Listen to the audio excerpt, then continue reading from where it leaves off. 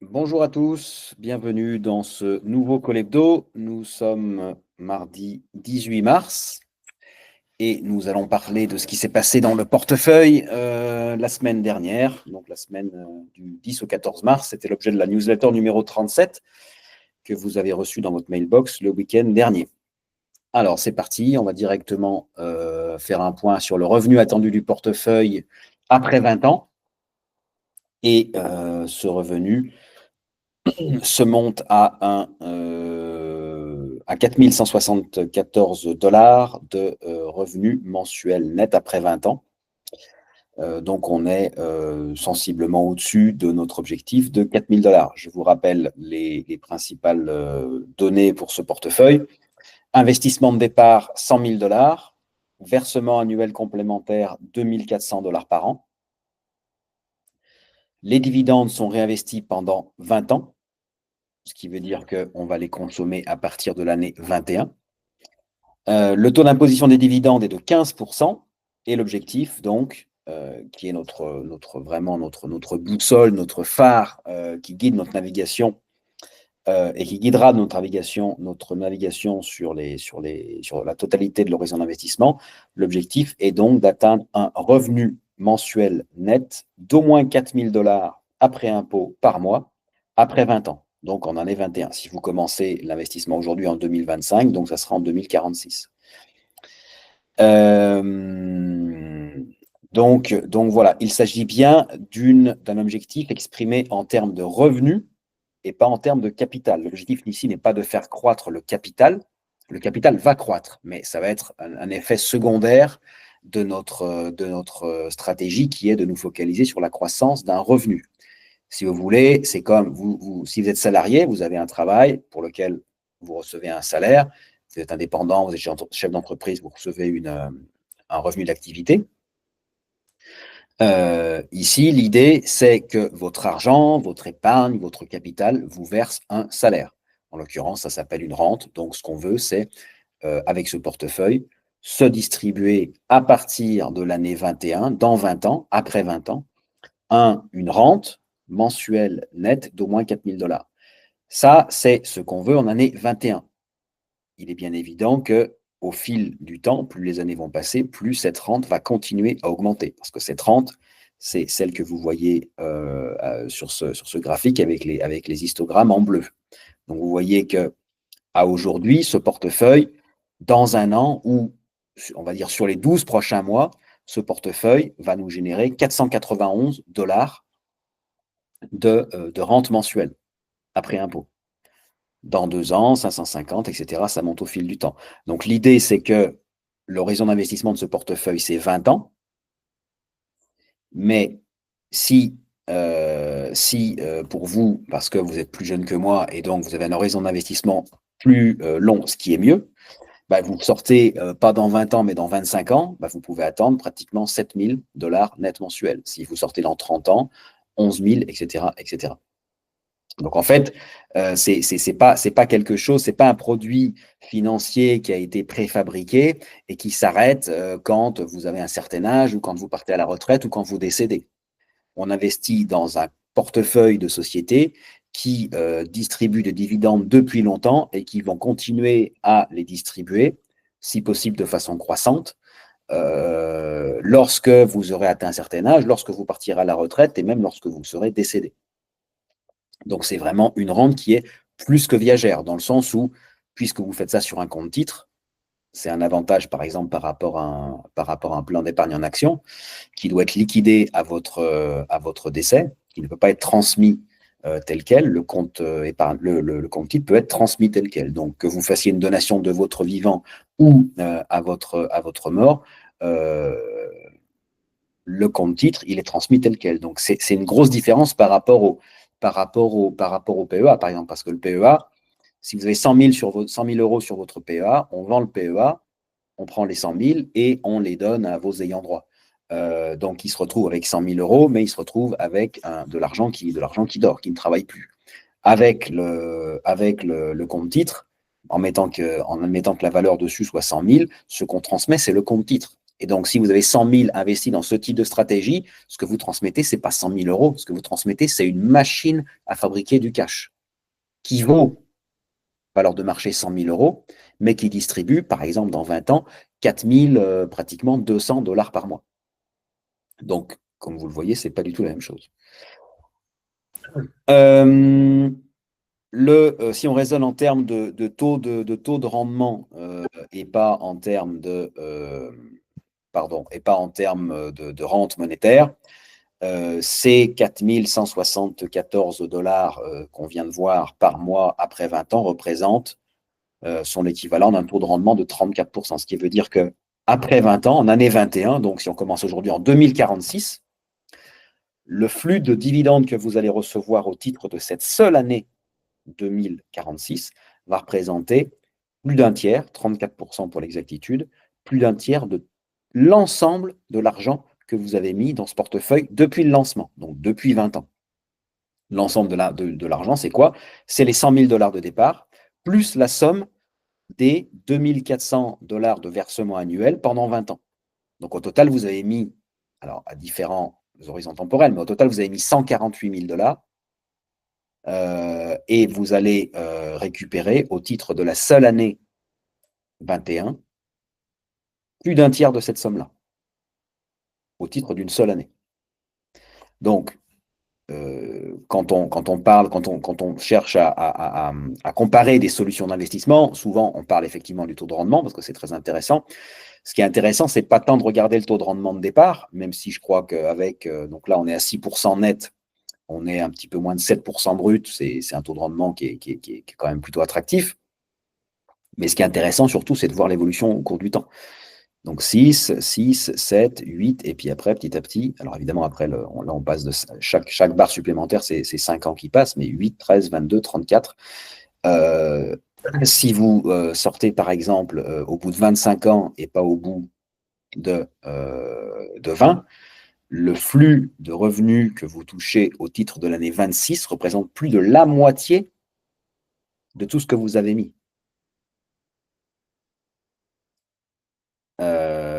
En une seule année. Donc, c'est quand même assez intéressant. Bien évidemment, vous ne vivez que sur les flux, les dividendes qui proviennent de votre portefeuille. Vous ne touchez absolument pas au capital de votre portefeuille, qui donc reste pleinement disponible. Ce n'est pas le cas désiré, mais si jamais accident de la vie, autre projet d'investissement, etc., si vous devez récupérer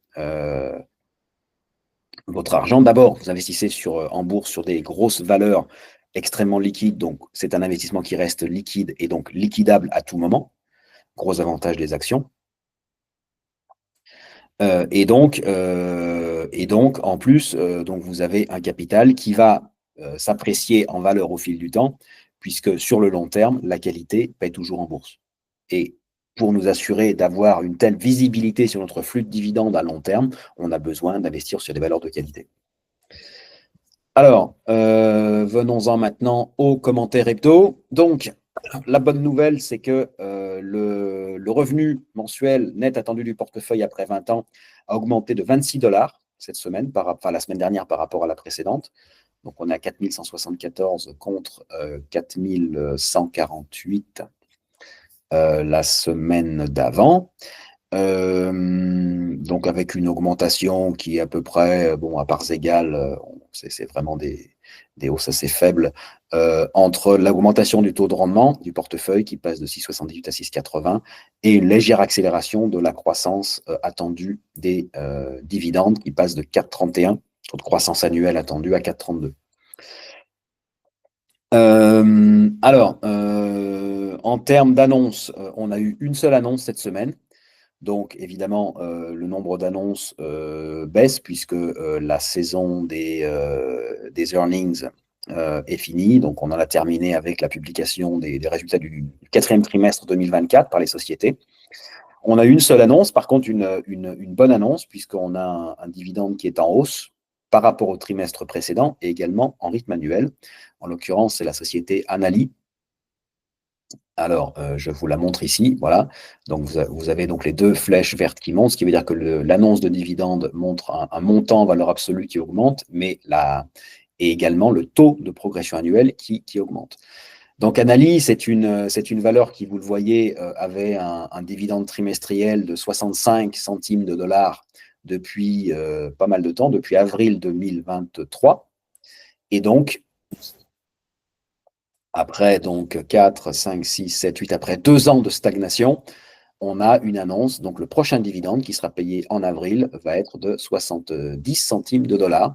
Ça correspond à une hausse trimestrielle, donc par rapport au trimestre précédent, de 7,5%, 7,7%, pardon, et c'est également une hausse en rythme annuel de 7,7%, puisqu'en rythme annuel, ça veut dire avril 25 sur avril 24. Donc, c'est très intéressant parce que ça met donc fin à 2 années de stagnation. Pour autant, on ne revoit pas à la hausse notre taux de croissance attendu sur les dividendes de Anali dans notre modèle, taux de croissance qui reste à 0. J'attends de voir au moins une confirmation avec au moins le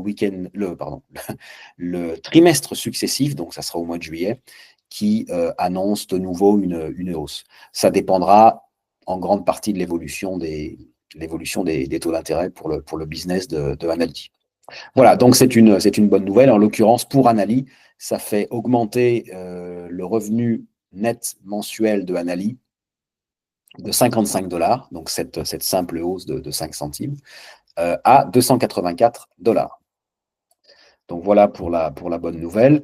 Et c'est essentiellement cette bonne nouvelle qui explique l'augmentation du revenu attendu sur le portefeuille. Par ailleurs, nous avons encaissé 102 dollars de dividendes nets cette semaine en provenance de 4 sociétés. Donc c'est plutôt pas mal.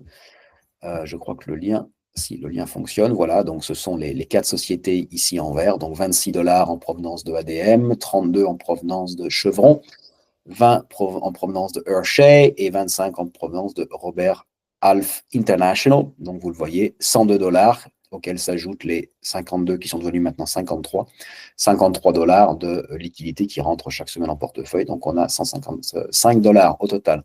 Alors, chose différente du passé, vous ne voyez aucune opération à droite, tout simplement parce que j'ai décidé à partir de cette semaine de changer un petit peu la méthodologie, la fréquence des réinvestissements qui jusqu'à présent était hebdomadaire. Donc chaque lundi, on réinvestissait ce qu'on avait touché la semaine précédente.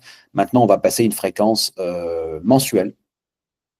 Donc le dernier week-end du mois, dans la newsletter, je vous mettrai les opérations que l'on fera toujours le lundi successif. Mais donc, en fait, où on viendra réinvestir l'ensemble du cash qu'on a touché au cours du mois précédent. Je pense que c'est plus confortable pour vous parce que ça vous permet de passer moins d'ordres. Au lieu de les passer chaque lundi en clôture, ce qui, c'est vrai, peut être un petit peu lourd en termes organisationnels par rapport à vos agendas, vous ne les passez qu'une seule fois par mois. Et ça me permet à moi aussi d'avoir un petit peu plus de temps pour préparer justement mes choix de réinvestissement. Donc voilà. Aucun arbitrage dans le portefeuille cette semaine. En termes de qualité, aucun changement. Donc, comme vous le voyez, le score de fiabilité reste à 70, ce qui est plutôt bon. Donc, on est au-dessus du threshold minimal de 61. Donc, ça nous laisse dans la catégorie safe. Le pourcentage, la part des entreprises de notre portefeuille qui sont ratées investment grade par Standard & Poor's reste stable à 71%. Et on n'a pas non plus de changement ni sur la dividend streak, c'est-à-dire le nombre d'années consécutives durant lesquelles les dividendes ont été payés. On parle quand même en moyenne, on a 33 valeurs dans le portefeuille. En moyenne, ces 33 valeurs ont payé des dividendes sans discontinuation et sans réduction depuis 35 ans. Donc, c'est quand même pas mal. Alors, évidemment, ça ne veut absolument pas dire que les 35 années futures sont garanties, mais c'est quand même une bonne une bonne indication. D'abord, ça nous indique qu'on est en présence de sociétés qui ont un certain égard dans la façon dont elles ont de traiter leurs actionnaires en termes donc de distribution de dividendes. Et puis, 35 ans, ça couvre bien évidemment un, deux, trois, plusieurs cycles économiques entiers. Donc, la période de croissance, la période de plateau, la période de récession, de replateau et de redépart. Et donc, ça veut dire qu'on est en moyenne en présence de sociétés qui ont la capacité de traverser les cycles économiques, les différentes phases du cycle économique, en maintenant leur politique de dividendes inchangée. Et c'est exactement ce qu'on recherche. L'idée, c'est vraiment avec ce portefeuille d'avoir la navigation la plus smooth, la plus tranquille possible jusqu'à l'atteinte de notre objectif final. Le revenu donc augmente de 26 $, ça je l'ai dit. Donc c'est essentiellement l'impact de la hausse donc de 7,7% du dividende par action de Anali. Et puis aussi, on a une petite contribution positive des devises, puisque cette semaine, ça a été positif. On a eu le dollar américain qui a baissé par rapport au dollar canadien. Donc on a 21% de notre actif qui est investi sur des valeurs canadiennes. Donc évidemment, la hausse du dollar canadien contribue positivement. Le rendement en termes de coût, je l'ai dit, la valeur du portefeuille en année 21, comme le taux de rendement s'améliore un peu, ainsi que le taux de croissance, la valeur du portefeuille estimée en année 21 augmente légèrement elle aussi à 934 000 €, ce qui laisse envisager une performance moyenne annuelle de ce portefeuille en termes de prix entre aujourd'hui et 2046, puisqu'on est dans un optique de 20 ans, de 11,1% par an, ce qui est légèrement, enfin plus d'un point supérieur à ce qu'est la performance du Standard & Poor's sur très long terme, sur la période 1928-2023, on va dire pour simplifier que ça fait 100 ans, le S&P a fait en total return un tout petit peu moins de 10%. Voilà. Donc l'idée, c'est toujours de dire que oui, on se focalise sur les dividendes, pour autant, ça ne va pas pénaliser la valorisation de votre portefeuille, la croissance de votre capital à long terme, bien au contraire, puisque selon notre modèle, non seulement on va faire croître un flux de dividendes qui va passer, comme je l'ai dit tout à l'heure, c'était, je crois, voilà, de 491 $ à pratiquement 4002. Et dans le même temps, donc ça c'est votre revenu, et dans le même temps, la valeur du portefeuille ne va pas pour autant sous-performer ou s'endormir. Dans le même temps, la valeur du portefeuille va atteindre 934 000 $, devrait atteindre 934 000 $ en année 21, ce qui veut dire que, donc, en plus de la rente monétaire que vous allez recevoir, votre portefeuille, en moyenne, devrait s'apprécier en termes de prix de plus de 11% par an. En termes de perf, donc le marché a continué de corriger cette semaine, la semaine dernière. Le S&P a perdu 2,3, on a perdu 1,3. C'est normal, on résiste mieux quand les marchés baissent parce qu'on est sur des secteurs qui sont peu cycliques, notamment les utilities, notamment les MLPs, notamment la consommation durable. On n'est pas du tout sur la tech, qui a plutôt, c'est plutôt le secteur qui a tiré l'indice à la baisse. Et donc, depuis le lancement en juin 2024, nous sommes à plus 6,6 sur notre portefeuille. Le S&P est à 4,3. Là aussi, comme la semaine dernière, intéressant, on a des marchés qui baissent. Alors, notre portefeuille baisse aussi, même si moins, il baisse 1,3. Et alors que sa valeur baisse, notre revenu attendu monte, lui, de 26 $. C'est exactement ce qu'on cherche, c'est d'avoir une gestion qui n'est pas dépendante, qui n'est pas focalisée, mais surtout qui n'est pas dépendante de l'évolution des prix. Parce que les prix en bourse sont extrêmement volatiles, volontiers irrationnels. On ne va pas, si on met en place cette stratégie, par exemple, pour préparer notre départ à la retraite dans 20 ans, on ne va pas faire dépendre notre niveau de vie à la retraite d'un élément aussi erratique, irrationnel et volatile et imprévisible comme l'évolution des prix de bourse. On veut faire dépendre notre niveau de vie à la retraite de quelque chose qui est le plus prévisible possible, et en l'occurrence, ce sont les dividendes. parce qu'ils sont beaucoup, beaucoup, beaucoup moins volatiles que le prix des mêmes entreprises qui distribuent ces dividendes. C'est ça qui est intéressant. Qu'est-ce que je voulais vous dire d'autre? Donc ça, c'était Annaly. Bon, ça, c'est le graphe qui vous montre donc le montant cumulé, ce sont les barres oranges des dividendes reçus encaissés par notre portefeuille depuis son lancement en juin 2024. Donc, on est à 3 564 et on a reçu 102 dollars cette semaine. Donc, comme je l'ai dit, les dividendes hebdomadaires sont stockés dans la partie liquidité du portefeuille avant d'être utilisés. Donc, en l'occurrence, ça sera le premier lundi du mois d'avril. Ça, j'en ai déjà parlé. Voilà, écoutez, je crois que c'est à peu près tout. Après, les slides, bon, c'est la composition du portefeuille et puis toujours donc tout ce qui concerne la diversification en termes de qualité, en termes de rating de Standard & Poor's, en termes de contribution aux revenus attendus, en termes de breakdown du capital investi. L'idée étant de ne pas avoir de valeur qui représente plus de 5% du capital employé, ce qui est le cas. Donc la plus importante, CHCT, on a un petit peu moins de 4%. La répartition en termes sectoriels, bon, pas beaucoup Comme on a cédé EPR, c'était il y a 15 jours, je crois, donc on était à 18% sur les REITs, sur les foncières, on est retombé à 13%. Voilà. Ça, c'est la répartition.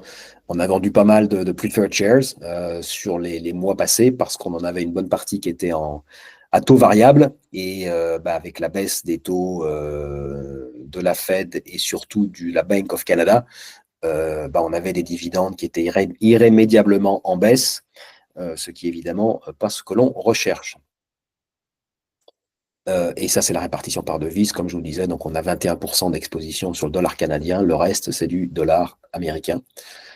Et puis, donc ça, c'est ce qui vous montre l'évolution mensuelle de la valeur de la valeur de notre portefeuille en bleu, la valeur du S&P, de l'indice de référence en orange, et l'évolution, ce sont les barres grises du revenu attendu du portefeuille. Ce qui est intéressant de noter, c'est que les prix que l'on regarde, la ligne bleue ou la ligne orange, sont beaucoup plus volatiles que le revenu attendu du portefeuille, ce qui est exactement ce qu'on recherche. Voilà.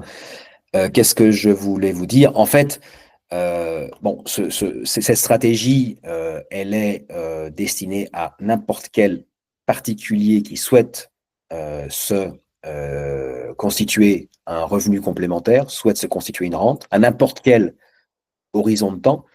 Vous pourriez me dire, voilà, j'ai un salaire, je travaille, mais bon, je n'arrive pas à faire face à mes dépenses, j'ai un petit peu d'épargne, je ne sais pas trop comment faire pour qu'elle me génère un revenu complémentaire. C'est le genre de... Et donc, c'est le genre de stratégie pour atteindre cet objectif. Et cet objectif, il peut être, ça dépend de vos besoins, c'est un objectif que vous pourriez souhaiter atteindre cette année, l'année prochaine, dans 5 ans ou dans 40 ans. Il est bien évident que et c'est pour ça que j'ai créé ce service, en fait, parce je l'ai créé un petit peu à mon image, le portefeuille de base. Il est évident que ce genre de service est particulièrement adapté à des personnes qui seraient en train de poser des questions sur leur retraite et qui voudraient se solidifier leur retraite d'ici quelques années, quelques décennies. Alors, donc en fait, ce produit-là, pour quelqu'un qui commence à s'interroger sur sa retraite, qui voudrait planifier sa retraite, en fait, ce que je vous propose ici, c'est simplement, c'est votre fonds de pension. C'est votre fonds de pension, parce qu'il est vraiment customisé sur vos exigences, sur votre propre situation. Le portefeuille que je montre ici, c'est le portefeuille de base, c'est un portefeuille éducatif. Il est bien évident que, en fonction de ce que sont les 3 critères principaux, il n'y en a pas 50, il y en a 3.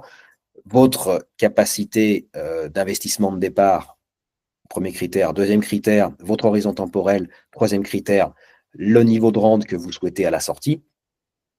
Il est évident que votre portefeuille sera une dérivée de ce portefeuille-ci, mais il sera exactement adapté à vos besoins, à vos plans et à vos désirs. Et donc, c'est pour ça que je parle de votre fonds de pension. Alors, les fonds de pension, vous suivez l'actualité, on commence le mot, bon, pour beaucoup, c'est encore un petit peu une insulte en France, hein, c'est bien dommage. Un gros mot, en tout cas, on commence à parler des fonds de pension. Les fonds de pension, en réalité, en France, on pourrait dire qu'ils existent déjà parce que vous avez le PER, le plan d'épargne retraite. Alors, le gouvernement est très content de dire qu'il y a beaucoup de plans d'épargne retraite en France, donc c'est un succès. Alors, oui, il y en a 10 millions, c'est pas mal, rapporté à la population. Par contre, ce qu'il oublie de dire, c'est que l'encours moyen sur le plan d'épargne retraite, c'est 10 000 euros. Alors, il y a deux solutions. Soit les Français ont des problèmes en mathématiques, parce que la durée moyenne de vie à la retraite en France, aujourd'hui, pour les femmes, c'est 26 ans. Donc, penser qu'avec 10 000 euros, on peut vivre pendant 26 ans, même si c'est un revenu complémentaire, ça pose question. Non, je crois que la réalité, c'est pas tant que les Français soient mauvais en mathématiques, c'est surtout qu'ils ne sont pas réellement convaincus par le PER à deux niveaux. Le premier, c'est que ce sont malheureusement des produits qui, comme bien souvent, sont quand même, on va essayer de dire ça gentiment, très chargés en frais. Et le problème, c'est que les frais, ben, ils vont directement en détraction de votre performance. Alors, sur un an, ce n'est pas grand-chose. Mais si votre horizon de gestion, c'est comme pour ce portefeuille, par exemple, de 20 ans, ou de 30 ans, ou de 40 ans, et plus c'est long, pire c'est, l'effet négatif sur votre performance, et donc sur le capital ou la rente que vous pouvez attendre à la fin de votre plan d'investissement, il est absolument phénoménal. Donc ça, c'est un premier problème. Le deuxième problème, c'est, je pense, le manque de customisation. Parce que ce qu'il faut bien comprendre, c'est que sur un PR, vous ne pouvez pas faire des titres en direct. Comme je fais ici, j'achète Anali, je pourrais acheter du Renault ou du Total si j'investissais en France ou en Europe. Quand vous faites un PER, vous devez acquérir, donc vous rentrez soit sur des fonds, soit sur des ETF. Le problème, c'est que vous avez votre situation personnelle, mais le gérant du fonds ou de l'ETF, le gérant du fonds, il ne vous connaît pas. Il ne sait pas quel est votre âge, il ne sait pas quelle est votre situation financière, il ne sait pas si vous allez rentrer dans son fonds et sortir 2 jours plus tard, 2 ans plus tard ou 30 ans plus tard. Il ne sait rien de vous. Et le fait est qu'il s'en fout complètement, parce que lui, sa mission, c'est pas ça. Sa mission, c'est de traquer ou de battre un indice. Donc, en fait, quand vous rentrez dans un PER, vous devez rentrer dans ces produits préfabriqués, et c'est à vous de vous adapter à ce moule préfabriqué. Ce qui est quand même un petit peu ennuyeux, parce que c'est quand même vous le client, l'argent, c'est le vôtre, et le plan d'investissement avec les objectifs associés, c'est quand même les vôtres. Et pourtant, vous devez rentrer dans ce moule-là. Moi, j'ai été vendeur, j'ai été vendeur aussi, mais j'ai été gérant d'un fonds action italienne. Mon objectif, ma mission, c'était de battre l'indice représentant les actions italiennes. Donc, si le marché italien fait plus 5 et que je fais que plus 7, j'ai rempli ma mission. Est-ce que pour autant, vous, avec ce plus 7, ça vous rapproche suffisamment de votre objectif final? C'est un point d'interrogation. Mais si le marché italien faisait moins 10 et que moi je faisais moins 5, j'étais le roi du pétrole. J'avais rempli ma mission. J'avais très très bien résisté. Pour autant, vous perdiez 5% sur votre capital. Est-ce que ça vous rapprochait de votre objectif final? A priori, non.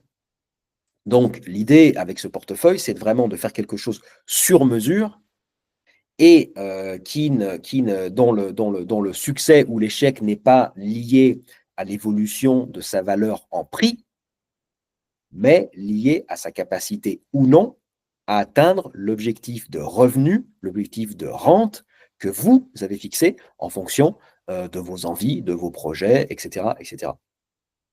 Donc, je voulais faire un petit peu ce point-là parce que je crois que c'est important. Voilà, j'ai encore plein d'autres choses à vous dire, mais je vais arrêter pour cette semaine. On se retrouve la semaine prochaine. Je vous souhaite une excellente semaine, vous remercie pour votre attention et vous dis à bientôt.